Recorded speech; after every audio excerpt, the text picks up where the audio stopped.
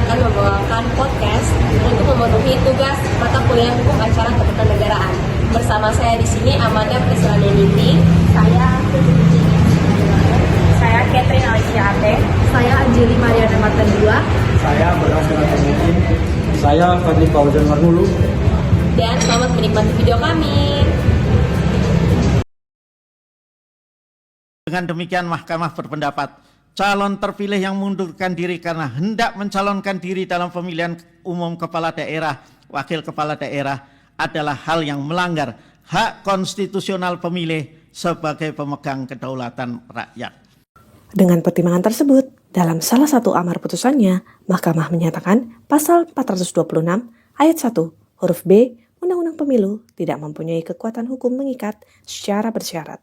2. Menyatakan pasal 426 ayat 1 huruf B Undang-Undang Nomor 7 Tahun 2017 tentang Pemilihan Umum Lembaran Negara Republik Indonesia tahun 2017 nomor 182 tambahan Lembaran Negara Republik Indonesia nomor 6109 bertentangan dengan Undang-Undang Dasar Negara Republik Indonesia tahun 1945 dan tidak mempunyai kekuatan hukum mengikat secara bersyarat sepanjang tidak dimaknai mengundurkan diri karena mendapat penugasan dari negara untuk menduduki jabatan yang tidak melalui pemilihan umum. Halo semuanya, kembali lagi dengan kami pada mata kuliah hukum acara ketatanegaraan. Pada podcast kali ini, kami dari kelompok 6 akan membawakan materi mengenai pelaksanaan dan akibat hukum putusan MK. MK merupakan Mahkamah Konstitusi Republik Indonesia yang dimana adalah lembaga yang berwenang mengadili perkara tertentu yang berkaitan dengan konstitusi atau Undang-Undang Dasar 1945. Dalam putusan MK lah yang dapat diketahui apakah ketentuan undang-undang yang dimohonkan bertentangan atau tidak dengan Undang-Undang Dasar 1945.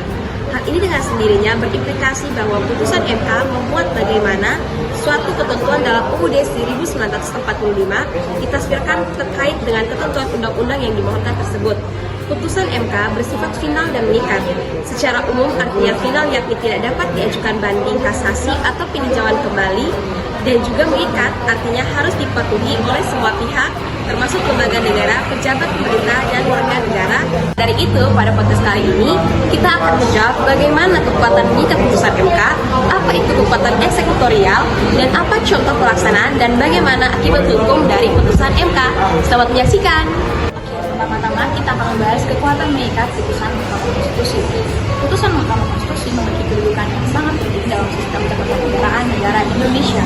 Hal ini sesuai dengan ketentuan pada pasal 24 ayat 1 Undang-Undang Dasar 1945 yang berkata bahwa Mahkamah Konstitusi berwenang untuk mengadili pada tingkat pertama dan tingkat terakhir yang keputusannya bersifat final untuk menguji undang-undang terhadap Undang-Undang Dasar.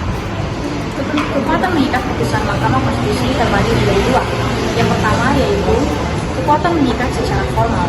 Kekuatan mengikat secara formal artinya bersifat final dan juga mengikat. Putusan Mahkamah Konstitusi yang bersifat final artinya tidak ada upaya hukum lain yang dapat dilakukan terhadap putusan tersebut atau non-appealable. Ini ditegaskan pada pasal 10 ayat 1 huruf A Undang-Undang Nomor 24 Tahun 2003 tentang Mahkamah Konstitusi yang berbunyi 1. Mahkamah Konstitusi berwenang mengadili pada tingkat pertama dan terakhir yang putusannya bersifat final untuk A. Menguji undang-undang terhadap Undang-Undang Dasar Negara Republik Indonesia tahun 1945. Final berarti putusan tidak dapat dimintakan banding, kasasi ataupun peninjauan kembali. Mengikat berarti wajib dilaksanakan oleh semua pihak termasuk lembaga negara dan warga negara, dan mulai memiliki kekuatan mengikat secara hukum saat diucapkan dalam sidang pleno yang terbuka untuk umum. Hal ini telah diatur dalam pasal 47 ayat 1 Undang-Undang Nomor 24 Tahun 2003 tentang Mahkamah Konstitusi yang berbunyi, putusan Mahkamah Konstitusi bersifat final dan mempunyai kekuatan hukum mengikat sejak diucapkan dalam sidang pleno yang terbuka untuk umum. Selanjutnya, kita akan membahas tentang kekuatan mengikat secara material yang akan disampaikan oleh Mati. Tadi sudah dijelaskan mengenai kekuatan mengikat secara formal. Sekarang saya akan menjelaskan mengenai kekuatan mengikat secara material. Putusan Mahkamah Konstitusi terutama yang terkait pengujian undang-undang atau judicial review memiliki kekuatan erga omnes atau mengikat secara umum. Bukan hanya mengikat pihak yang berperkara, artinya ketika suatu pasal dinyatakan inkonstitusional oleh Mahkamah Konstitusi, norma tersebut tidak lagi dapat digunakan oleh siapapun dalam Akibatnya yang pertama, norma dalam undang-undang yang dibatalkan kehilangan kekuatan hukum mengikat atau yang bisa disebut dengan non-retroaktif atau berlaku ke depan. Yang kedua, lembaga legislatif harus menyesuaikan peraturan perundang-undangan yang relevan. Yang ketiga, lembaga eksekutif dan yudikatif harus menjadikan putusan Mahkamah Konstitusi sebagai rujukan. Yang keempat, putusan Mahkamah Konstitusi bahkan memiliki status sebagai sumber hukum tersendiri sejajar dengan peraturan perundang-undangan karena mengandung norma konstitusional yang bersifat mengatur. Dan yang kelima atau yang terakhir, lembaga penegak hukum juga kehilangan rujukan dalam undang-undang yang dianggap inkonstitusional. Baik, materi kedua yang akan kelompok kami bahas yaitu tentang kekuatan eksekutorial putusan Mahkamah Konstitusi. Kekuatan eksekutorial ini berlaku setelah putusan dibacakan, sehingga semua pihak yang terlibat harus mematuhi keputusan tersebut tanpa penundaan. Namun, terdapat tantangan dalam pelaksanaan putusan MK, terutama karena ketiadaan lembaga atau instrumen hukum yang memiliki kewenangan untuk memaksa pelaksanaan keputusan yang dapat mengakibatkan ketidakpastian hukum.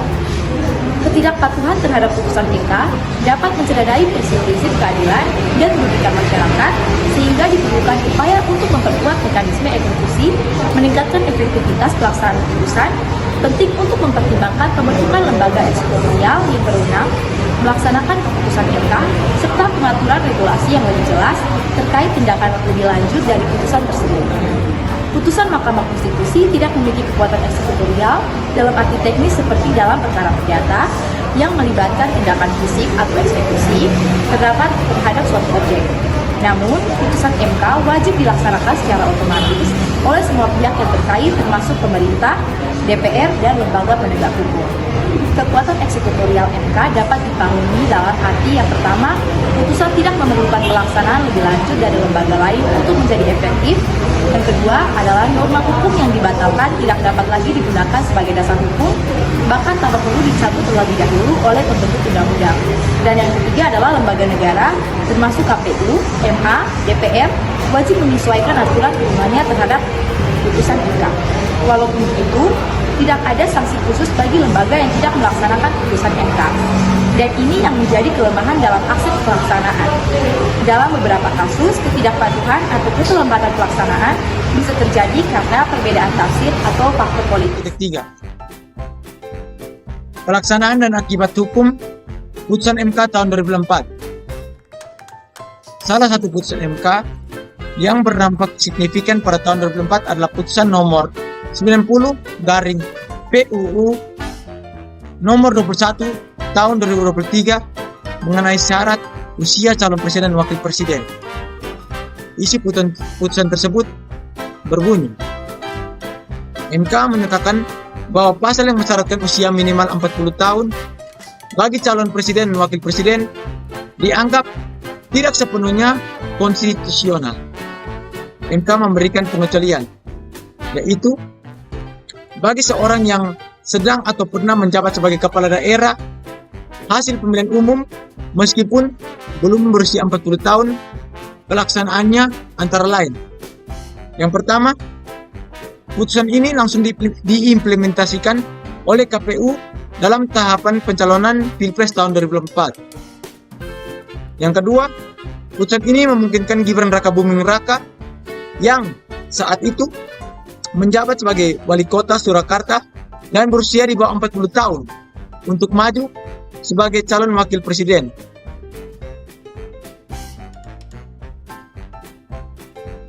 Akibat hukumnya antara lain, yang pertama, putusan ini secara langsung merubah praktik hukum pemilu tanpa proses revisi undang-undang oleh DPR. Yang kedua, menimbulkan perdebatan mengenai batas kewenangan MK karena sebagian kalangan menilai MK telah melakukan legislatif atau kuasi legislatif atau yang semestinya menjadi domain DPR. Dan yang terakhir, yang ketiga, menjadi presiden bahwa MK dapat menafsirkan undang-undang secara kontekstual dan membuka ruang baru dalam syarat pencalonan pejabat publik. Putusan Mahkamah Konstitusional atau MK nomor 90 PUU 21 2023 menetapkan bahwa syarat usia minimal 40 tahun bagi calon presiden dan wakil presiden dan tidak berlaku mutlak bagi individu yang pernah atau sedang menjabat sebagai kepala daerah hasil pemilu. Putusan ini bersifat final dan langsung berlaku dan membuka peluang regenerasi politik dengan melibatkan regenerasi muda berpengalaman. Namun keputusan ini menuai kritik dengan dianggap melampaui kewenangan MK atau quasi legislative, menimbulkan potensi konflik kepentingan serta menciptakan diskriminasi dengan memberikan keistimewaan tertentu.